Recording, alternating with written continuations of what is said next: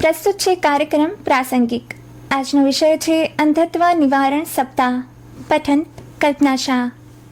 પહેલી થી 7મી એપ્રિલ દરમિયાન આંખને સ્વસ્થ રાખવા માટે યોગ્ય કાળજી, નિયમિત તપાસ અને અન્ય મહત્વપૂર્ણ મુદ્દાઓ વિશે સામાન્ય લોકોમાં જાગૃતિ ફેલાવવા માટે અંધત્વ નિવારણ સપ્તાહની ઉજવણી કરાય છે।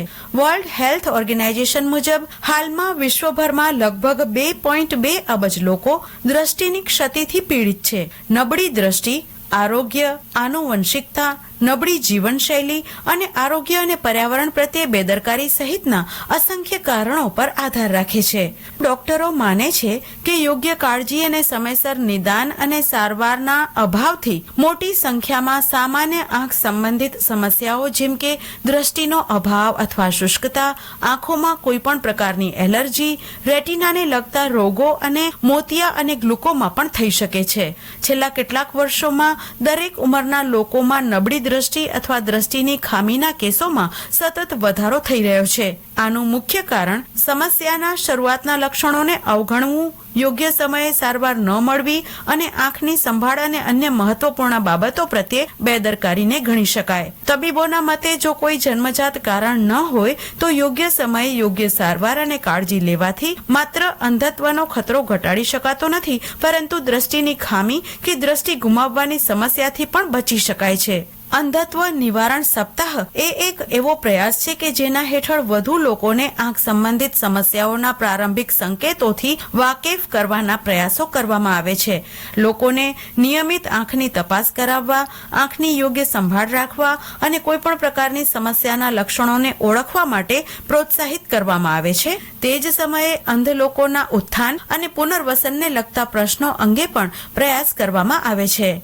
આ સાપ્તાહિક કાર્યક્રમ દરમિયાન સરકારી અને બિનસરકારી સંસ્થાઓ દ્વારા આખા અઠવાડિયા માટે ઘણા સરકારી કેન્દ્રો અને ખાનગી હોસ્પિટલોમાં આંખની સારવાર અને તપાસ અંગે કેમ્પનું આયોજન કરાય છે।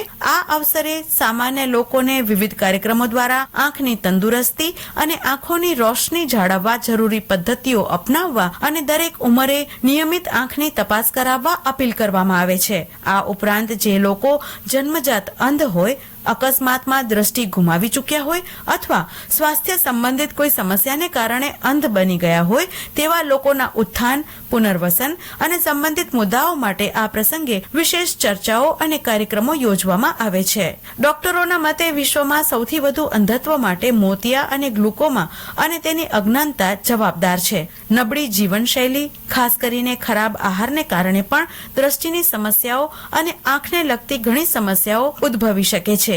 છેલ્લા કેટલાક વર્ષોમાં ખાસ કરીને બાળકોના આહારમાં junk food, processed food, chips અને અન્ય ઘણા પ્રકારના ખોરાક જેવા બિન આરોગ્યપ્રદ ખોરાકનું પ્રમાણ વધ્યું છે, જેનાથી આંખો નબળી થવાનું જોખમ વધી જાય છે। છેલ્લા કેટલાક વર્ષોમાં ટીવી, મોબાઈલ અને લેપટોપને કારણે લોકોની આંખના સ્વાસ્થ્યને પણ ઘણી હદે અસર થઈ છે। આજના યુગમાં નાના બાળકોથી લઈને વડીલો મનોરંજન, અભ્યાસ અને કામ માટે સ્માર્ટ સ્ક્રીન ઉપકરણોની સામે વધુ સમય પસાર કરે છે। તેમાંથી નીકળતા યુવી કિરણોને કારણે આંખોની શુષ્કતા અને દ્રષ્ટિ ઝાંખી પડી જાય છે।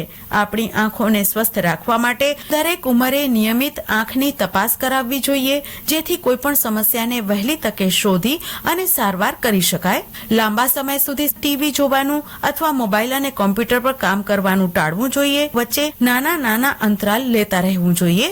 જો કોઈ વ્યક્તિને ડાયાબિટીસ કે હાઈ બ્લડ પ્રેશર જેવી સમસ્યા હોય તો તેના માટે નિયમિત આંખની તપાસ કરવી ખૂબ જ જરૂરી છે।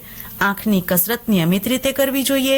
આંખોમાં ખંજવાળ, શુષ્કતા અથવા કામચલાઉ અસ્પષ્ટતાને અવગણવી જોઈએ નહીં અને તરત જ ડોક્ટરનો સંપર્ક કરવો જોઈએ। તડકા અને ધૂળવાળા વાતાવરણમાં કામ કરતી વખતે આંખો પર સારી ગુણવત્તાના સનગ્લાસીસ પહેરવા જોઈએ। આંખોને દિવસમાં 2 વાર સ્વચ્છ પાણીથી ધોવી જોઈએ। યોગ્ય અને પૂરતી ઊંઘ લેવી જોઈએ। કામની વચ્ચે પણ ટૂંકા અંતરે આંખોને આરામ આપવાનો પ્રયાસ કરવો જોઈએ।